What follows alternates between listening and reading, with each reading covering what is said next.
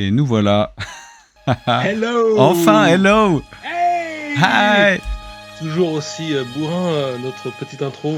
Toujours aussi bourrin. Ça met dans l'ambiance, ça fait des promesses. Ça met dans le jus direct. Tout à fait. Bah écoute Loki, hello, comment vas-tu? J'espère que tout va bien de ton côté. Tout va bien, j'ai mon petit thé, favori avec moi. Tu prends quoi comme thé pour Alors je prends un thé, oui, exactement. Un thé gingembre, miel, citron. Donc c'est ça je suis du genre à prendre un thé le soir, tu vois. Le secret des grands rôlistes, c'est le thé au gingembre citron, c'est ça. Exactement. C'est ça le vrai secret de la réussite. La première infusion pique un peu, et puis après c'est un peu plus doux. Là, ta langue est complètement endorlie après. Là, ça fait 3 fois que je me le suis versé. Donc je rentabilise le sachet de thé. C'est bien. C'est toujours le même que tu utilises ou tu t'en prends un nouveau à chaque fois? Non, j'ai celui-là, le classique. Et toi? Écoute, parce que chaque Anglais se doit d'avoir son thé. Ben oui, alors quel est le tien? Tu sais, tu pourrais dire, bon, voilà, vivant en Angleterre, je serais vraiment un grand fan du thé, mais en fait pas trop.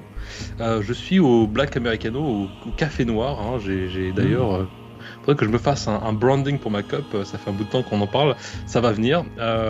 Donc si j'avais le choix de prendre du thé, je prendrais du Lady Grey, qui est un thé assez subtil avec des notes de citron.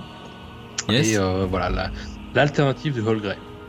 D'accord. Voilà, donc on est pour le coup calé avec nos boissons chaudes. On va pouvoir se lancer en effet. Pour le coup, un nouvel épisode de La Mine Perdue de Fandelver, épisode 12, si je n'ai pas tort. Exactement, épisode 12. Épisode 12, d'accord. Attends, tu me fais... Non, j'ai dû marquer épisode 12. Oui, on est sur l'épisode 12. Ouais, épisode 12. Écoute, parfait, je vais faire un tout petit récap pour le coup de la session d'avant. Puisque alors, juste avant, petite... Tu sais, tout à l'heure, on avait reçu une question d'un spectateur qui suivait... Tout à fait, sur Twitter. Voilà, sur Twitter. Ouais. Et alors, on avait dit, tu l'avais promis qu'on allait lui répondre. Tout à fait. Alors, attends, je récupère le tweet. Donc, le tweet que nous a envoyé aujourd'hui, donc qui venait, hop là, de notre ami Neural Nose, JDR, qui nous demande, pour le coup, jeudi d'outre-Manche, nous sommes sans nouvelles de Valence. A-t-il survécu à son voyage dans l'interespace? C'est vrai qu'il était parti. Donc ça, c'était la série Dungeon Crawl Classics. Tout à fait. Et donc Valence était parti avec copiné avec un Jean. Un Jean, c'était un savant fou, je crois. Voilà. Et du coup, était parti dans une machine à remonter le temps. Et vous étiez parti, et on ne sait pas où vous étiez parti. Donc si c'est prévu, il y aura bien une saison 2 là-dessus. Évidemment qu'on veut la faire. Pour teaser un petit peu, donc sur la saison 1, on était sur Dungeon Crawl Classics, donc le JDR de base. Et pour la saison 2, je suis en train de préparer, ça fait quelques temps que je prépare, mais on va faire un petit crossover avec, alors je sais pas si on le voit bien, Mutant Crawl Classics. Et du coup voilà, on va intégrer un petit peu un univers un petit peu post-apo et un petit peu weird. Disons que en fait, comme j'ai mis une chemise blanche, ma caméra crame en fait. Là, elle sait plus trop comment gérer voilà. Donc on va effectivement faire un crossover avec le pendant post-apo de Dungeon Crawl Classic, qui est Mutant Crawl Classics. Voilà pour la petite info qu'on peut donner, et ça va être assez weird, ça va être très sympa, ça va être haut en couleur. Il y a des trucs très très marrants, des scénarios de dingue qui sont déjà que j'ai déjà décortiqué, parce que du coup tout est en anglais, donc il me faut les traduire, préparer un petit peu tout en amont. Mais en tout cas, il y a une bonne saison 2 qui va arriver si vous avez aimé la saison 1. Et voilà, autant que nous, je pense que vous serez d'autant plus surpris positivement par la saison 2. Et je pense qu'on aura même des guests pour le coup pour la saison 2. On est en train de préparer ça. L'idée, ce serait pour nous rejoindre directement sur cette évolution de DCC, tout à fait. Exactement, l'idée, ce serait de la jouer à 3. En réalité, avec deux personnages joueurs et puis moi comme maître de jeu. Voilà pour la petite aparté et pour la si petite je peux me permettre, news. D'ailleurs, si je peux me permettre de faire un préambule aussi. Permets-toi. Alors, merci beaucoup. Je me permets de faire un petit préambule. Alors, je ne vous dis pas encore avec qui. On vous donnera l'annonce comme il faut. Mais on prépare une partie tout à fait spéciale pour Halloween avec quelqu'un voilà, qu'on affectionne tout particulièrement dans l'univers du jeu de rôle. Et on va faire donc une partie à 3 sur un thème voilà, qui s'appropriera, qui va être complètement dans les festivités donc, de la fin du mois d'octobre. Et donc pour le coup, restez vigilants sur le Twitter, on va partager tout ça très bientôt, mais on est super content de cette future collab. Et voilà, on a hâte, ça fait sur le script, on travaille sur les interfaces, on est à fond les ballons et on est super excité à l'idée de se rassembler à 3 avec cet invité spécial pour le coup, en collaboration avec les JDOM. Et voilà, donc si vous êtes dispo, je pense que pour le coup ça va être samedi 30, si je ne dis pas de bêtises, je vous confirme ça. Oui, c'est ça. Et bah pour le coup voilà, restez en ligne parce que ça va être vraiment super top et une bonne partie sur la mécade sombre qui va s'adapter à l'univers d'Halloween pour le coup. En plus ça fait des mois qu'on attend cette collab, donc du coup ça va être d'autant plus sympa. Ouais, carrément. Donc voilà, donc on vous tient au courant et puis voilà, on vous en parle plus dans les jours qui viennent. Écoute, affûte ton épée. Je te propose de faire un tout petit récap. T'étais parti, je t'avais coupé sur le récap de la partie précédemment. Bien sûr, sans problème. Alors, pas de problème. Alors, donc petit récap. Donc pour le coup, tu étais rentré dans l'antichambre de cette tour. Tu avais dégommé. Enfin, la porte avait été poussée par le dragon qui se trouvait derrière, qu'on s'appelait Croc de Venin. Et pour le coup, voilà, vous aviez donc le druide s'était un petit peu infiltré dans la pièce, avait changé de forme et s'était métamorphosé en une espèce de salamandre et avait intimidé, un petit peu persuadé le dragon qu'il était ce dragon était sa maman. Et tu as eu un coup de génie, un coup de chance au dé qui ont fait que pour le coup, en effet, le dragon a complètement considéré le druide salamandre comme son bébé, entre guillemets, et l'a pris avec lui et a finalement décollé au milieu de cette tour pour s'envoler dans la distance. Vous êtes bien sûr, vous en êtes mis plein les poches, donc Echerel, Sildar, Miles et Rogue, hein, vous êtes bien rempli les poches de toutes les richesses que cette tour avait à offrir, et vous étiez en effet sorti à ce moment-là donc de la tour. Au moment de votre sortie, évidemment, pour le coup, le dragon, le vol de ce dragon, ainsi que le brouhaha de votre pillage, avait pour le coup tiré les oreilles, finalement, Louis, hein, l'attention en tout cas, d'une horde de zombies qui habitaient dans le village, et ces derniers se sont rassemblés à la sortie de la tour. Vous êtes carapatés dans la forêt avoisinante, vous avez essayé de retrouver votre chemin un petit peu, et vous vous êtes retrouvés finalement un petit peu en embuscade avec une taverne donc, qui sortait tous ces zombies, qui gerbaient tous ces zombies sur la place, en gros, voilà, cette route en tout cas. Et on va dire que tu avais compris qu'en fait le corps à corps avec ces zombies qui sont des zombies de cendres, pour le coup, à chaque fois que tu faisais du corps à corps, tu avais une espèce d'émanation de poussière toxique qui venait créer du dommage dans le combat. Exact. Et pour le coup, on en était arrêté au moment où finalement vous étiez clairement complètement. Je crois qu'on avait pris la poudre d'escampette en fait, non. Oui, non, parce qu'en fait vous avez essayé de vous carapater, mais en fait le plan final c'était toute une horde de zombies, une horde tellement massive que finalement même l'écran est devenu noir quoi finalement et tous ces zombies ont commencé à vous entourer quoi. Donc c'est là où notre aventure commence ce soir.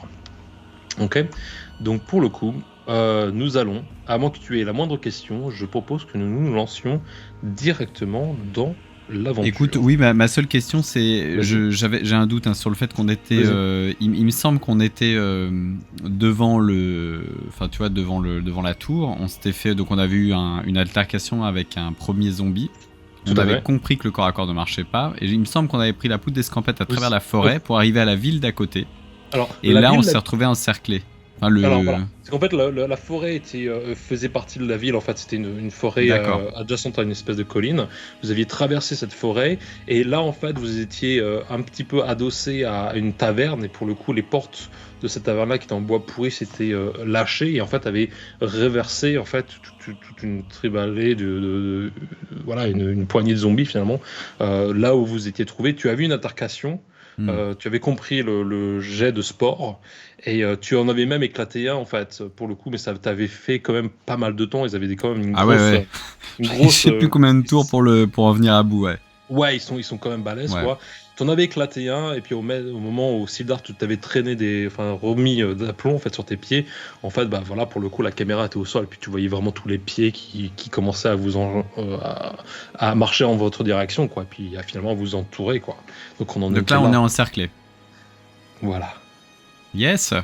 Ok. Bon. On avait dit une session courte, je crois qu'elle sera très courte la session. Voilà. Voilà. Donc, fin de la saison. Alors attends, j'éteins la musique de mon côté parce que j'avais mis une petite musique d'ambiance. Hop. Okay. Et c'est bon. Allez, c'est parti. Donc pour le coup, parfait. Direct dans l'ambiance, ouais. Un petit stylo de mon côté. Alors parfait. Donc pour le coup, on a un spectateur. Non, c'est moi. Ah. C'est pas grave, c'est toujours bien. C'est toujours bien. Donc, ok, parfait. Donc pour le coup, voilà, donc ces zombies vous entourent quelque part. Tout ce qu'on voit finalement, c'est ces mains qui commencent à tirer vos vêtements, que ce soit les vêtements de Rogue, Escherel, Sildar et Miles. Et puis finalement, vous êtes mis au sol, plaqué au sol, et puis cette horde commence à vous grimper dessus, quoi. Donc du coup, vous démenez le plus possible, et puis tu as même t'as l'impression que la lumière du soleil qui est au-dessus de vous commence à ne plus filtrer à travers la montagne de corps qui commence à essayer de vous grimper dessus. Et tout ce que tu vois, tu essayes tu essayes de protéger ton visage face à ce zombie, en tout cas le plus proche. Me touche pas. Et lui, comme ça, donc t'es en fait dans une espèce de clair-obscur lugubre, tu vois, sous cette masse de corps qui gémit et qui essaie de vous choper. Et ce zombie commence à essayer de te choper, tu vois, genre vraiment te bouffer le visage. Donc ce qu'on va faire, vous allez tous morfler là, vous allez tous vous faire bouffer d'une certaine manière, d'accord. Alors ces zombies ne sont pas contagieux, c'est pas de la mutation, c'est plutôt de la damnation. Donc vous n'allez pas vous transformer en zombie, mais vous allez tous vous prendre des pètes. Donc ce que je vais te demander de me faire, c'est de me tirer un des 6 pour chaque personnage. Ça marche. Et puis je vais réajuster votre fiche perso. Donc on va dire, on va commencer avec Rogue, Miles. Miles. Danger, ouais. Allez, Danger. 2. Ok, donc du coup tu passes à 7 pour Miles. Ok. Tu prends des notes, hein. Ouais, je prends des notes. Tu vas me faire Escherel, oui, Escherel s'il te plaît. 2. Tu vas passer donc pour le coup à 10. Tu vas me faire passer, alors pour le coup, lui était aussi là, tu vas me faire passer Sildar. 6. Alors, tu vois vraiment le zombie qui planche ses dents à travers ses mollets, qui lui arrache une partie de la jambe. 6 pour Sildar. Et nous avons Rogue, le dernier, Rogue, qui lui pour le coup est à 6, c'est un gobelin, ouais. Non, il est à 9 pour le coup. 3, donc pour le coup ça lui fait un 6 aussi. Donc pareil, il se fait bouffer au niveau de l'épaule, tout le monde crie comme ça. Enfin, tu sens vraiment que l'heure pourrait être fatale finalement. Et encore une fois, tu es sous cette lumière lugubre, presque surréelle à travers ces mondes des bulles de corps. Et au moment où finalement le zombie qui est le plus proche de toi vraiment s'approche, tu sens vraiment le soufre, enfin le sulfure à travers son haleine. Mais qu'est-ce que tu as mangé? Et donc du coup à ce moment-là en fait tu sens que tu entends des bruits vraiment d'épées en fait qui slashent les corps, qui commencent à déblayer les corps autour de toi, et tu commences même à voir des rayons de lumière à travers cet amas de corps qui commence à percer et ça continue à travailler la masse quoi, à déblayer jusqu'au moment où finalement une main vient prendre le zombie qui te bloque au sort et qui le prend et qui en fait le slash vraiment en deux quoi. Le zombie se divise comme ça en diagonale et s'éclate comme ça. Vous êtes tous pris par une main, on va dire beaucoup plus bienveillante, mais tout aussi costaud, par le dos de vos vêtements, et vous êtes traînés à l'écart de cette masse. Et vous êtes encerclés, pour le coup, protégés par 6 hommes qui ont des grandes capes noires. Qui sont je crois que c'était un grand blond. J'imaginais un grand blond avec une épée. Voilà, donc du coup, ils ont tous des grandes capes noires qui sont en tissu, même brûlées, quoi. Ils ont cette espèce de faculté, enfin d'attribut, et donc des cheveux longs comme ça, et en fait, ils ont tous des masques de cuir sur leur visage qui font penser à un dragon, quoi. Donc du coup, vraiment, le museau de ce dragon, et puis cette espèce de flamme qui part comme ça, et clairement, tu vois qu'ils connaissent vraiment, enfin, ils savent ce qu'ils font, quoi, en gros. Et en gros, ils commencent à déblayer un maximum, ils commencent à casser du zombie à fond. Vous êtes au sol, vous essayez de retrouver vos esprits, vous êtes clairement protégés. Et pendant, on va dire, les 10 prochaines minutes, ça casse du zombie jusqu'à ce que le dernier soit vraiment complètement éclaté, et puis que on va dire, le stress de la situation retombe quelque peu. Vous êtes quand même sous le choc, hein. Donc du coup, voilà, vous êtes tous tremblants, à essayer d'arrêter les hémorragies, ou essayer de vous soutenir d'une certaine manière. Et on va dire que celui qui a l'air d'être le plus haut gradé, qui est d'ailleurs une structure corporelle beaucoup plus imposante, grands cheveux blonds pour le coup, une grande épée crantée, d'ailleurs, c'est une espèce d'épée crantée qui va un petit peu en quinconce comme ça vers le haut, se retourne vers vous et se penche sur le groupe sur votre partie, quoi, sur votre groupe à vous. Est-ce qu'il y a quelque chose que tu veux lui dire avant qu'il commence, ou est-ce que tu le laisses engager la conversation? Il arrive de manière agressive ou de... Non, il se penche vers toi. Enfin, tu vois, il fait un élan un petit peu pour se... Voilà, on va pas dire qu'il se présente pour l'instant, mais on va dire qu'il vous regarde, et en tout cas, il te fait comprendre que la menace est maintenant passée. Alors, je suis par terre, tu sais, je recule un petit peu. Enfin, tu vois, je comprends que j'ai affaire à quelqu'un de beaucoup plus fort que moi.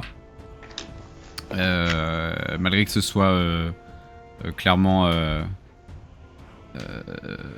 pas concevable, en fait, jusqu'à ce que cette attaque tu vois, je me sentais un peu au-dessus de tout, en fait, jusqu'à maintenant, et du coup ça me remet un peu dans mes bottes, et puis du coup je me merci, mais à qui dois-je ma dette? Le nom est Feldar. Qui êtes-vous? Que faites-vous ici? Et qu'avez-vous fait à Croc de Venin? Mais rien du tout. Justement, Croc de Venin est parti. Il a récupéré son fils ou sa fille. Et puis, tu sais, il regarde autour de lui. Il fait... C'est le problème. On était venu pour passer un accord avec lui. Nous avons fait un grand voyage. Nous étions enfin arrivés à Thundertree. Et il avait pas l'air très causant. Alors, il te regarde, et il commence à... Tu vois ce que là, enfin, il te regarde de manière un peu plus intense, fait... Vous embêtez pas pour la communication verbale avec le dragon, parce que... Et donc du coup, tu comprends que ce personnage... Pardon, excusez-moi. Parle le dragonique. Donc du coup, il est capable de communiquer avec le dragon. Et ça veut dire quoi, ce que vous venez de me dire? Vous venez de faire un truc là avec vos lèvres. Ça veut dire que nous parlons dragonique, que nous avons tout intérêt à créer des alliances avec Croc de Venin, chose qui en soi ne vous conviennent pas et ne vous regarde pas. Mais sachez qu'en tout cas, vous l'avez déterré, et que ceci va clairement compromettre nos plans. Alors, sans parler du fait si vous arrivez à lui parler, est-ce que vous pourriez lui dire de relâcher... Enfin... Il se trouve que sa fille, enfin son fils ou je ne sais quoi, c'est notre ami, le druide. Alors non seulement... On a fait une petite gaffe et... Enfin, c'est pas nous, hein, c'est lui. Une petite gaffe et... Une petite gaffe. Alors, votre nom, s'il vous plaît. Écherel. Écherel, écoute-moi bien. Non seulement on vient de te sauver la vie, mais en plus tu me demandes un service. Voilà ce qui va se passer. C'est plutôt pour lui. Enfin, Non, on là, n'est pas... il plante son épée comme ça directement dans le sol, tu Ouais, vois. je voulais coup pas de vous pression, enfoncer. Enfin, et puis, c'était. Les 5 autres, on va dire, voilà, les 5 autres personnages de son groupe, quoi, finalement, se retournent comme ça d'un coup d'un sol et vous regardez un petit peu de haut, vous êtes toujours au sol. Il dit, voilà exactement ce qui va se passer. Oui, j'écoute. Vous allez vider vos poches. Et nous allons vous escorter hors de la ville. Nous ne voulons plus vous voir ici. Sachez que cette zone maintenant appartient aux cultistes. Ni vous, ni personne ne reviendra à Thunder Tree. Ça me va.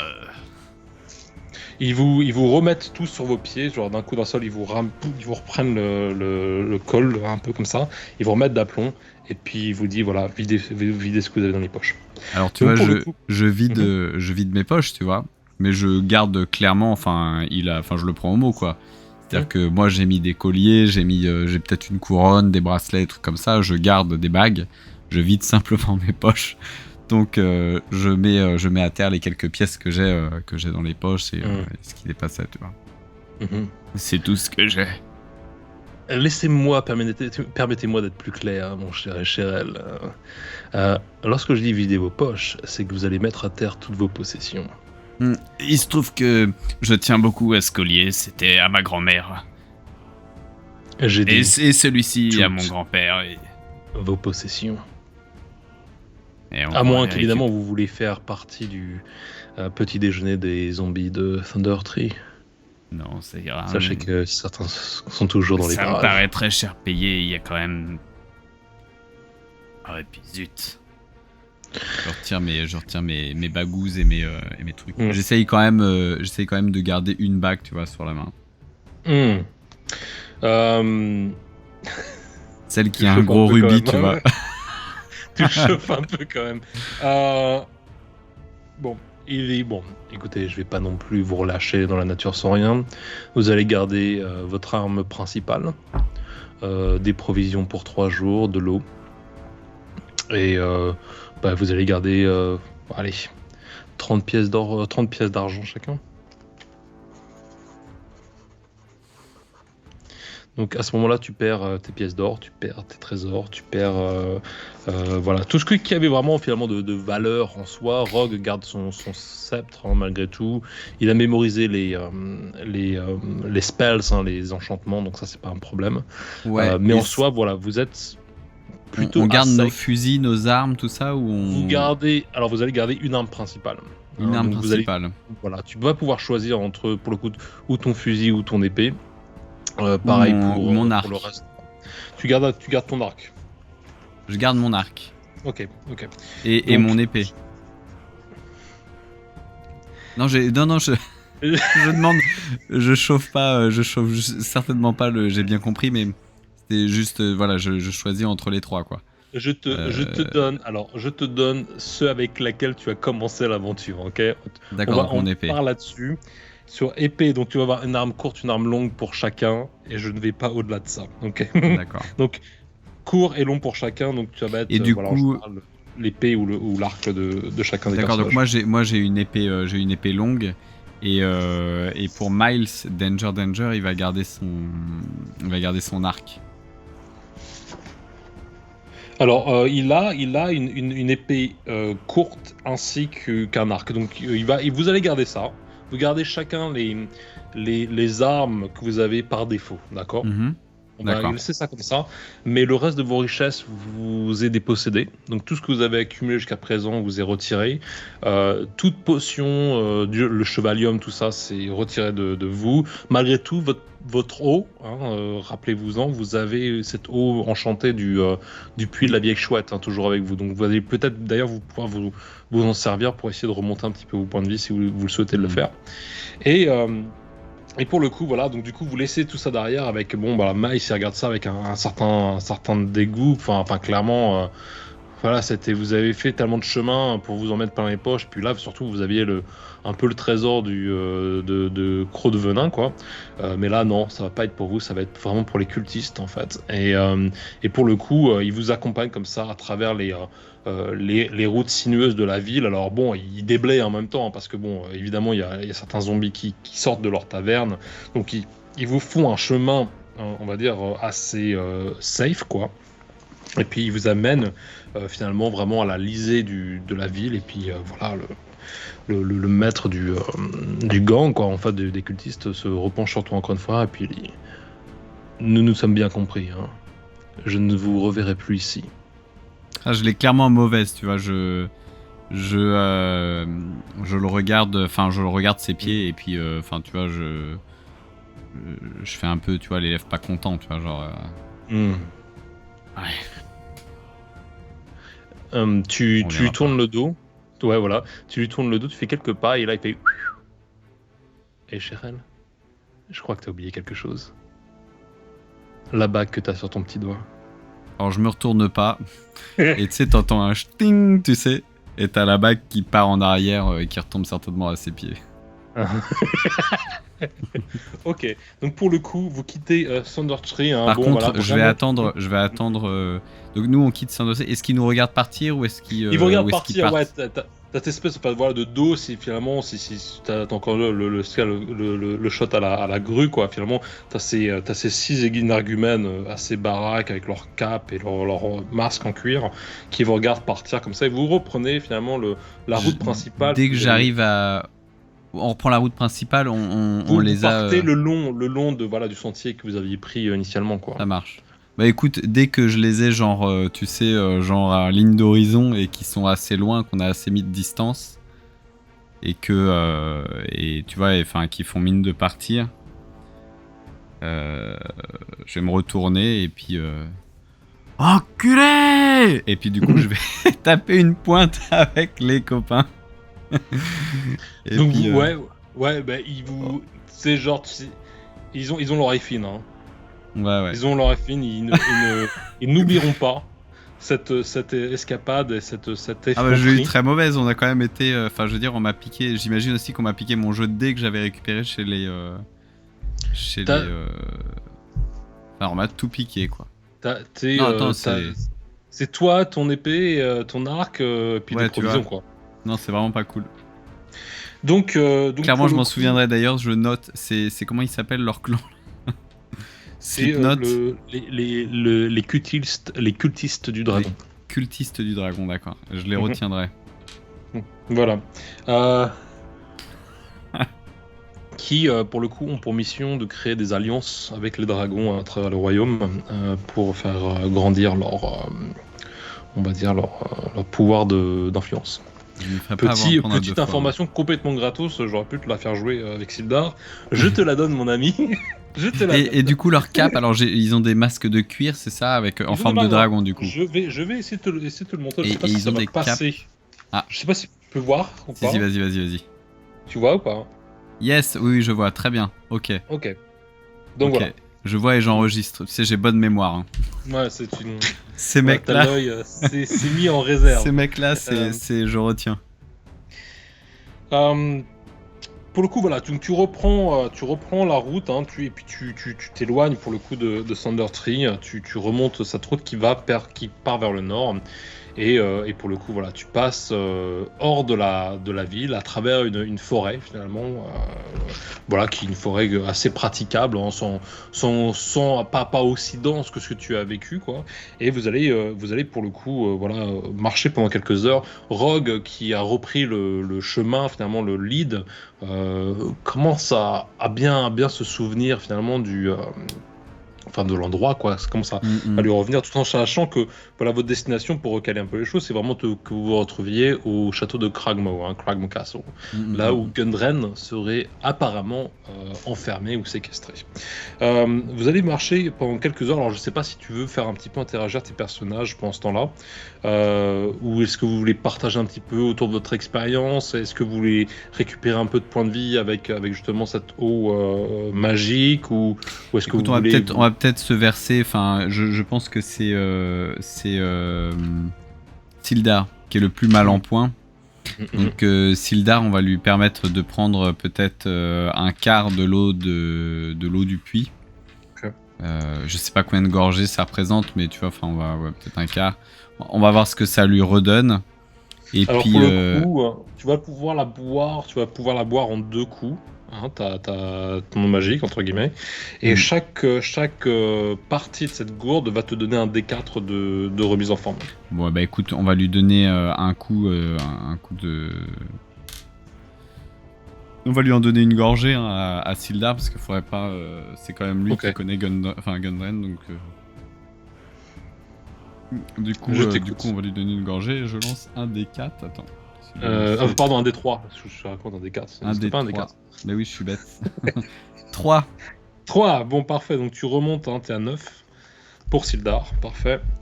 Un Rogue, D4 existe, figure-toi que j'en ai. C'est vrai? Ouais. Ah, ok, bon tu vois. C'est je remarque c'est tous les les dés, jours. tu sais, les fameux dés. Ceux qui sont un peu ronds sur le côté, c'est ça? Les Dungeon Crawl Classics. Ah. Ok, bon bah écoute, tu me montreras ça. Je te montrerai ça. Ça marche. Alors Rogue, du coup, moi par c'est- contre, Ouais. Rogue, il va pas boire. Hein. Ok, il va boit pas. certainement pas boire. Et puis moi, je vais aller causer 2 mots à Rogue. Écoute, Rogue. Je voudrais pas te mettre mal à l'aise, mais il me semblait que tu avais quelques capacités spéciales acquises par la lecture de tes parchemins. De quoi tu parles? Écoute, Il est un peu Rogue, monosyllabique, hein, rappelle-toi. Hein. tu sais très bien. Il tu sais très note bien de comme quoi je ça. parle. Ouais, tu sais. Tu sais très bien de quoi je parle. Tu sais, ton truc là avec la main. On vient de se faire dépouiller. Tu penses pas que t'avais un truc à faire là-bas pour, je sais pas moi, comme leur faire changer d'avis ou... Alors, il te regarde comme ça. L'explication courte, hein, c'est que il avait utilisé déjà ce jour-là sa magie, donc du coup ce sort il valait une fois par jour, et il l'avait utilisé pour influencer la courte paille, à savoir si vous alliez ou pas à la tour. Tu sais, lorsque tu parlais au druide. Donc, du coup, Rogue avait influencé ton point de vue. Maintenant, ce qui est certain, c'est que puisque vous touchez un petit peu à la fin de la journée, l'effet d'influence de ce sort commence à se faner finalement. Et pour le coup, toi et Cheryl, tu commences à te souvenir qu'en fait, non, en fait, t'étais pas du tout d'accord pour aller à la tour au début, tu vois, et tu comprends pas pourquoi t'avais changé d'avis. Et tu commences à te souvenir de Rogue passer sa main un peu en Jedi comme ça. Écoute-moi. Mais attends, maintenant que j'y pense, Rogue, tu te serais pas servi ton sort contre nous tout à l'heure? Parce que cette idée d'aller voir le dragon, il me semble pas que ça vienne de moi au final. Peut-être bien. Peut-être bien. Il te Oui. regarde et puis il évite le sujet, tu vois, genre. Regarde la rose, elle est belle. Donc Rogue a changé un peu de voix là, j'ai l'impression depuis la dernière station. Écoute-moi. Ok, non mais. Non, je sais pas, non, mais. Hein. Ouais. il Il parle esquive. pas Rogue, je sais. Si, Rogue, il parle il est- forcément. Il Non, parle un non, petit peu Rogue- puisque écoute-moi, enfin il a quelques mots. Ouais, pour le coup maintenant, ouais. Alors au départ il était un peu monosyllabique hein, quand tu l'avais trouvé dans la taverne. On va, pour que ce soit cohérent, ce qu'on va faire, c'est que on va dire qu'il apprend le langage commun, d'accord. Donc du coup, D'accord. puisque ça fait quelques semaines qu'il est avec vous, il a quelques bases, tu vois ce que je veux dire, verbales. Mais ça va être cassé en termes de grammaire et de vocabulaire. Donc tu fais Rogue, pas savoir. Puis genre il remonte les épaules, genre tu vois. Oui, enfin, Bah, tu ça- sais pas, tu invoques pas comme ça par hasard. Enfin, tu nous lances pas dans la gueule d'un dragon comme ça, sans savoir. Nuit arrive, vite. Ouais, change Bien. pas de sujet, Rogue. Tu sais très bien de quoi je parle. Mais tu Donc, refais essaie plus de- ça. Il essaie de s'esquiver. Rogue, Alors, tu viens de nous faire dépouiller. Alors il est là. pas ma faute. Ouais, pas ta faute. Zombie faute. C'est moi qui te dirai si c'est pas ta faute. En tout cas, pour l'instant, je considère que t'es Sildar arrive responsable. comme ça, il te met la main sur l'épaule, il fait bon, Échelle, on va mettre nos différents de côté, on va avancer avant que la nuit tombe. Est-ce que tu veux que nous prenons campement ce soir, ou est-ce que tu veux continuer à avancer jusqu'à la prochaine ville, ou peut-être la prochaine étape? Écoute, bien sûr qu'on va faire un campement. Est-ce que tu penses par contre qu'on a mis assez de distance entre nous et ces autres... Je citerai pas de nom d'oiseaux inappropriés, mais... Et là, il fait, je pense qu'ils ont bien trop à faire à Thundertree. Je ne suis pas inquiété. Je pense pas qu'ils vont nous suivre. En fait, les avoir insultés, je stresse quand même un petit peu. Tu sais, T'as raison. Hein. Je me dis, tu sais, c'était un peu impulsif, mais en même temps, je fais le fier de loin devant eux.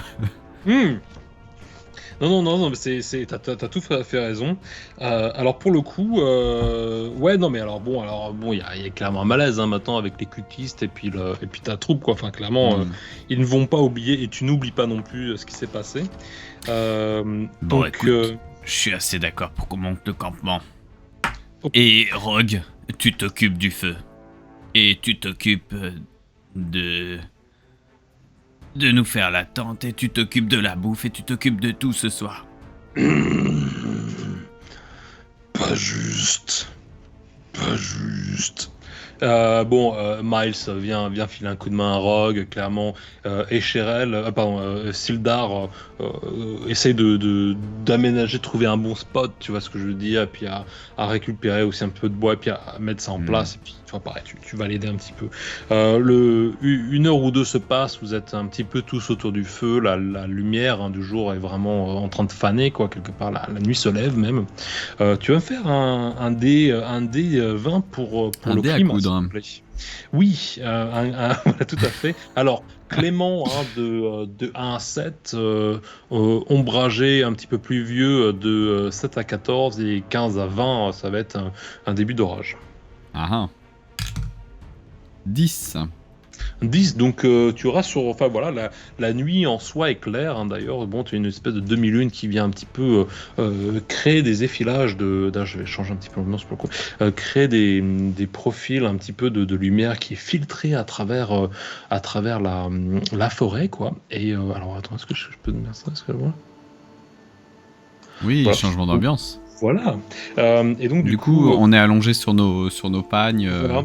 Le feu crépite. Vous avez d'ailleurs chassé des écureuils qui sont en train de rôtir au-dessus du feu comme ça, et vous avez donc tous mérité quelque part une nuit de sommeil.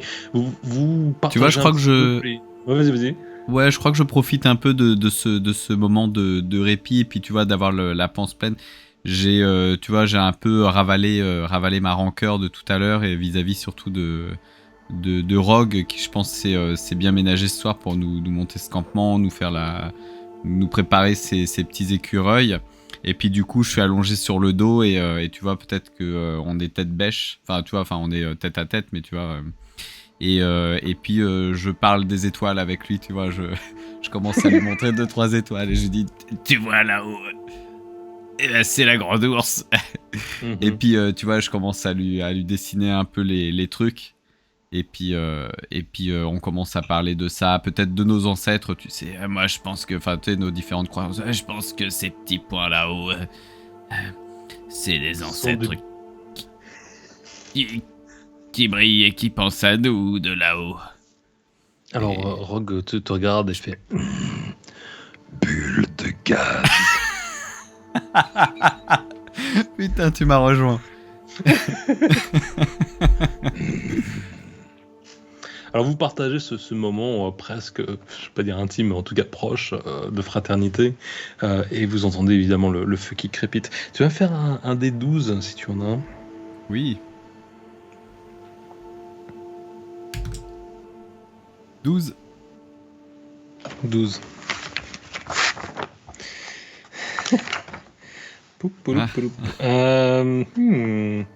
Alors que vous êtes comme ça à regarder un petit peu les étoiles, et puis voilà que le reste de de la troupe s'endort finalement, tu entends un énorme cri strident qui traverse la forêt.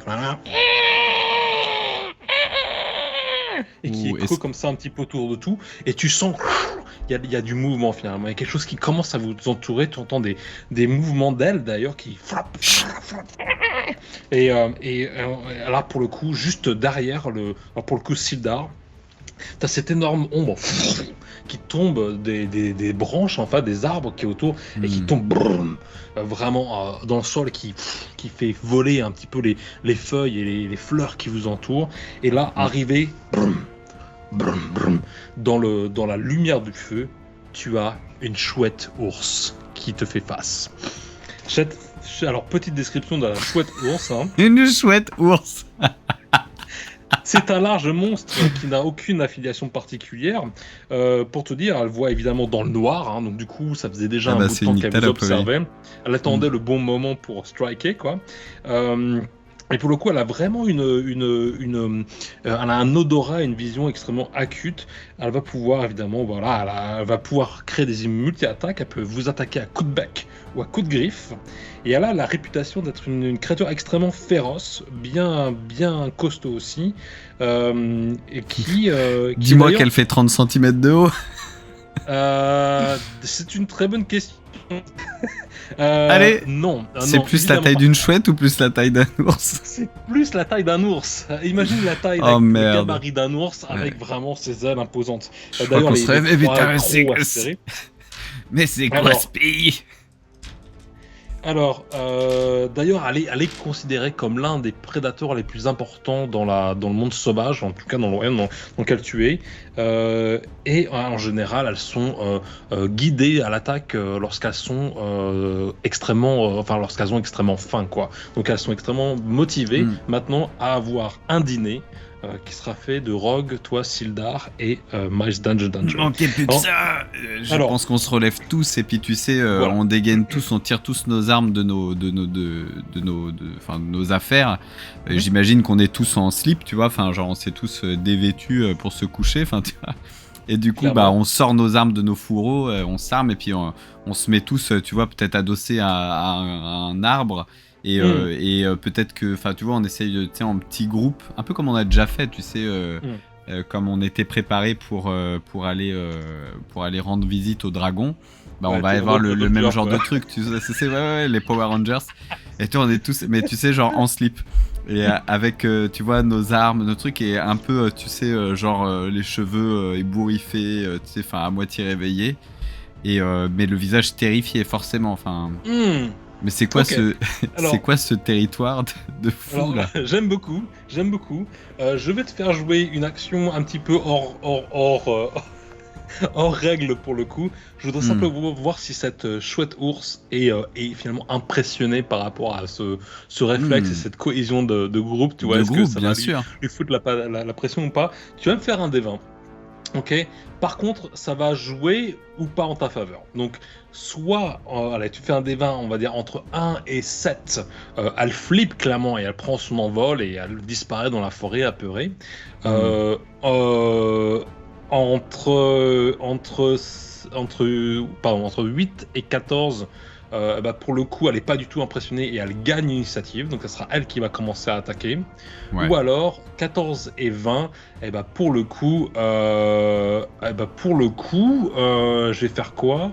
En fait, tout ce qu'elle veut, c'est vous choper votre dîner. En fait, elle veut simplement becter les écureuils qui sont en train de rôtir sur le feu. D'accord, et elle va s'asseoir avec nous. Voilà, et puis elle parle. Et on va pouvoir parler des étoiles. Et elle va nous donner son point de vue. Voilà. Allez, vas-y. Alors, c'est parti. 1. Alors, pour le coup, elle est là, elle voit, d'un coup, vous avez cette cohésion, vous êtes tous en train de striker une pose avec votre arc, votre épée et tout, et elle va pour attaquer, puis elle est là, et puis elle dégage comme ça, elle se retourne, et puis elle prend son envol, et puis finalement... Elle se dégage. Tu sais, on est là avec nos épées. Exactement. Donc pour le coup, un petit peu. Elle va d'ailleurs prendre son envol à travers la forêt et puis voilà, vous ne la reverrez plus. Alors, je vais tout de même parce que Genre, bougez pas. Et puis tu sais, je me retourne quand même, tu sais, dans le doute. Je regarde derrière moi. Puisque j'ai déjà vu le coup, tu sais, de... tu te fais attaquer par une créature et puis tu te retournes. Ouais. Et en fait, c'était pas de toi qu'elle avait peur. Ok, eh bah écoute, tu vas me lancer un des 12. Je te prends à ton jeu, hein. Ouais, bah attends. Je suis force de proposition. Je fais 3. Tu fais 3, pas de problème, voyons voir ce qui s'en Et est. Cherel se gratte le menton. Oh, ok, très bien, pensant, pas de problème. Attends, je le remets là, je triche pas. Alors, attends, bouge pas, poulet, je reviens là-dessus. Donc tu fais 3, Stirge. Alors ça, du coup, tu te retrouves avec les mêmes. Ouais, c'est bien ça. Alors que je me trompe pas.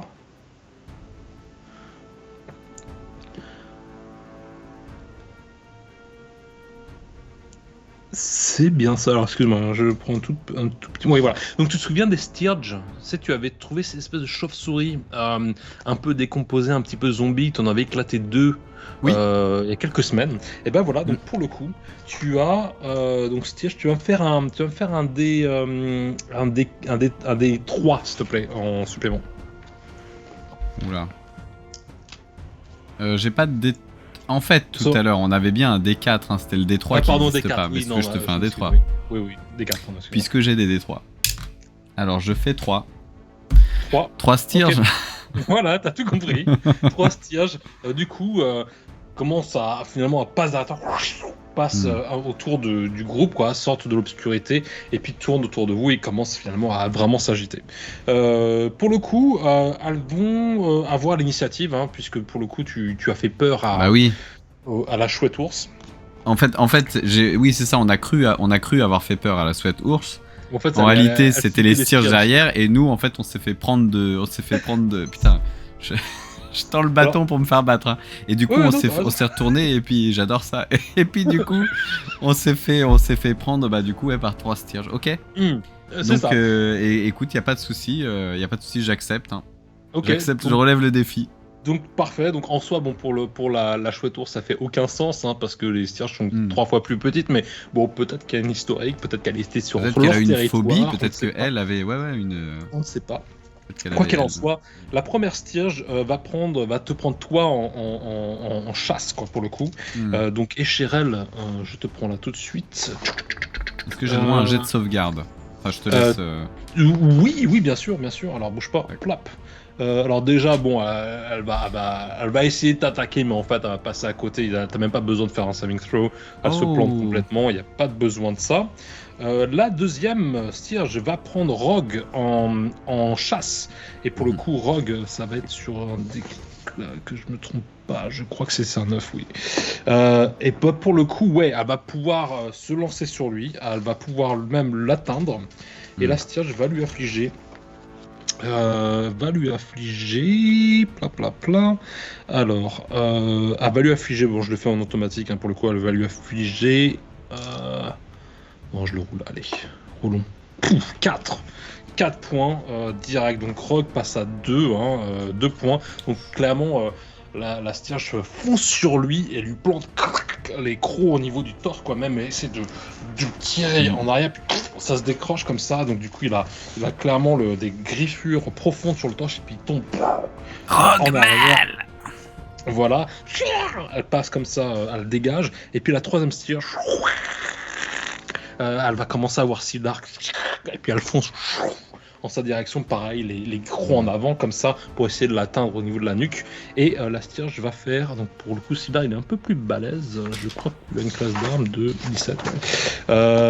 Et bah pour le coup, 18, elle arrive, elle vient se planter dans la nuque de Sildar, et elle va lui mettre... excuse-moi, alors je repasse là-dessus. Pareil, c'est un D4. 2 points, donc pour le coup Sildar passe à 7. Et là, alors pour le coup il a les crocs plantés au niveau de la nuque, et puis là, il la dégage comme ça, et puis elle repasse comme ça, et puis elle tourne autour de vous. À vous de jouer. Ok, et ben une de ces Stirges qui est retombée par terre, je vais... Enfin, la plus proche de moi, en fait. Soit une qui est tombée par terre, soit une qui se met à voltiger autour de moi. Alors très bien, et ben moi aussi mon épée va tourner, tu vas voir. Et tu sais en mode Witcher, tu vois, genre truc improbable, je vais faire tourner mon épée. J'ai déjà combattu des Stirges, du coup je me dis que peut-être que je sais anticiper leur déplacement ou je sais pas, enfin je vais. Est-ce que j'arrive à anticiper, tu sais, genre à faire tourner mon épée dans un endroit où la Stirge va arriver et bam, et je vais la fendre en deux. Flame Flock, ok. Alors laisse-moi voir ça. Alors bon, tu as un modificateur de 3 en acrobatie, ce qui pourrait être assez. Mais écoute. Assez bon dans cette scène, persuasion, non. Dextérité, t'as 3, hein, donc c'est plutôt un modificateur important. Est-ce que tu peux anticiper le mouvement des Stirges? Bon, tu les connais, t'en as éclaté, oui. Oui, je te donne un plus 2 de modificateur pour ce coup-là. Ouh. Spécifiquement, d'accord? Donc plus 2, plus 3. C'est stylé, je te donne un plus 5, mais il va falloir que tu la mettes clean, ok? Ok, ça marche. Bah, écoute, je vais faire voler mon épée, et puis je vais jeter mon dé aussi. 5. Ouais. 5. Plus 5. Ça me donne un 10 tout juste. Bien, en fait.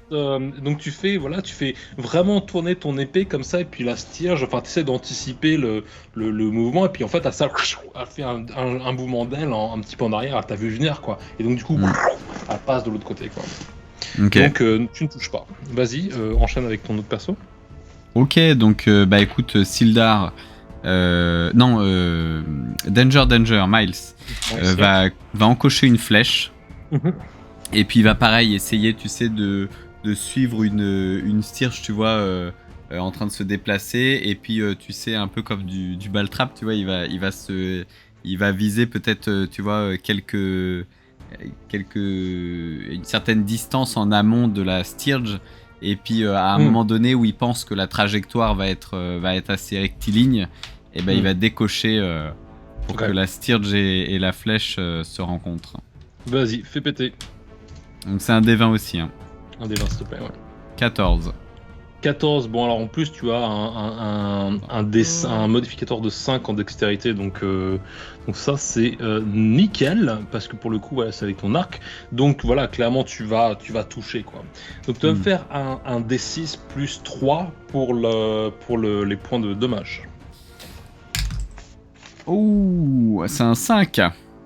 5, donc 5 plus 3, 8. Donc la Stirge, voilà, pas de problème, on bouge pas. 14, 8, ça va faire un 6. Ok, cool. Donc là, clairement, voilà, tu peux me décrire, elle est pas fatale, hein, elle est toujours en vie, mais elle se prend quand même une flèche bien comme il faut. Décris-moi l'action si tu le souhaites. Ok, bah j'imagine qu'elle se la prend dans l'œil. Voilà, elle se la prend dans l'œil. Peut-être qu'elle avait une vision 3D juste avant, tu vois, du coup elle a une vision 2D. Alors je sais pas, une Stirge, elle a peut-être aussi une vision, tu sais, radar, un éco-radar. C'est de la chauve-souris. Dans quel cas ça va toucher peut-être la partie, enfin tu vois, genre pas l'œil mais la partie droite, l'éco-radar. Enfin en tout cas ça va lui foutre en l'air son champ de vision. Et du coup elle va tout voir en 2D. Et elle aura aucune notion des distances, donc en fait tu sais genre elle va vouloir foncer dans quelque chose, en fait elle va croire qu'elle est dessus mais non, et puis tu vois genre aucune notion de ce qui se passe autour, donc en fait elle va voltiger j'imagine de manière très anarchique au milieu du groupe et autour du groupe, des fois loin, des fois très proche. Des fois elle va donner un coup mais en fait elle est à 3 mètres de nous, et puis des fois, enfin tu vois genre... T'essayes de clairement handicaper ma créature quoi. Ah mais clairement. Bon, écoute, très bien, je lui mets un modificateur négatif de -2 sur ses coups, d'accord. Elle a morflé, hein, elle est en dessous de la moitié de sa capacité vitale, mais c'est vrai que pour le coup, sur ses attaques à elle va choper -2, hein, donc du coup elle a un désavantage dû à l'efficacité de cette flèche qui lui a en effet obstrué la vision, enfin qui l'a clairement handicapé quoi. Cool, parfait pour Miles, c'est clean, c'est propre, parfait, je t'invite à passer à la prochaine. Donc ensuite, Sildar, il me Sildar qui venait de jeter la Stirge par terre. Alors, va ouais, déga- ouais, il l'a. Enfin, il la jette à poussé distance, part- quoi. Il elle la a- pousse. Ouais, elle a repris son envol depuis. Hein. D'accord. Et du coup, tu vois, il dégaine son épée. Et puis peut-être que tu vois, alors j'imagine qu'elle revient au corps à corps. En tout cas, il est avec Bah, elle son lui vole épée, autour, donc quoi. voilà, elle lui vole autour. Donc du coup, bah pareil, il va fendre l'air tout autour, alors de manière beaucoup moins classe que moi, mais il va fendre l'air, voilà, un truc c'est simple mais efficace. Ok. Tu me fais ton D20. Enfin efficace. On va le savoir maintenant. 6. 6 plus, bah pour le coup t'es sur du stance, donc ça fait du 11. Non, bah non quoi, je sais pas. Alors je sais pas si c'est trop obscur pour Sildar, peut-être que voilà il voit pas très bien dans le noir, mais il tape dans le vent quoi. Puis la Stirge. Je pense qu'il vient de se prendre, tu sais, il vient de se faire griffer à la gorge. Il est dans le, tu vois, il est dans le stress et tout. Il réagit. C'est une réaction très, voilà, Brutal, très spontanée, très instinctif. voilà, instinctive, mais pas encore assez réveillée. Mais ça Voilà. va venir. Quoi qu'il en soit, il rate, il passe à côté quoi. Voilà. Le dernier que tu t'as Rogue. fait quoi? On a Rogue, ouais. Et Rogue, il est par terre. Alors il est mal, hein, il est à 2 points de vie. Là, il a du mal même à se monter, ouais. tu vois. Il est par terre et il va lever un bras comme ça, tu sais. Écoute-moi. Oh, alors très bien. Est-ce qu'il peut le faire ou pas? Alors, non, mais ça peut être ton action. Hein. Donc du coup, Ouais. Rogue là, écoute-moi. Et puis tu sens que la mana finalement de son sort commence à se charger, quoi. Et puis, Ça se disperse il est trop tôt, autour. quoi. Ah, Ouais, il est trop tôt, et d'accord, ok. Il convertit pas le sort en cette occasion. Ok. Très bien. Voilà. Fin de notre tour. Voilà, exactement. La Stirge qui s'est fait choper donc la flèche dans l'œil, est vraiment, enfin clairement aveuglée. Enfin là, c'est ce bout de bois qui l'obstrue comme ça. Et puis elle retrouve Miles quoi. Clairement, elle le prend en chasse quoi. Donc du coup, elle va lancer ses griffes en sa direction. Et elle fait un 15. Donc pour le coup, Miles qui est mon halfling ici. Ouais, et bah ça va toucher pour elle aussi. Donc du coup voilà, et puis elle va faire un D4. Ouh, Miles se reprend. Pareil, alors pour le coup, ça va être au niveau de son flanc là. Elle arrive sur les côtés comme ça, puis elle lui fait un gros coup de back, puis elle repart comme ça et se prend 4 points. Ah non, pardon, excuse-moi. Attends. Non, parce que j'avais dit que je lui mets un modificateur de -2.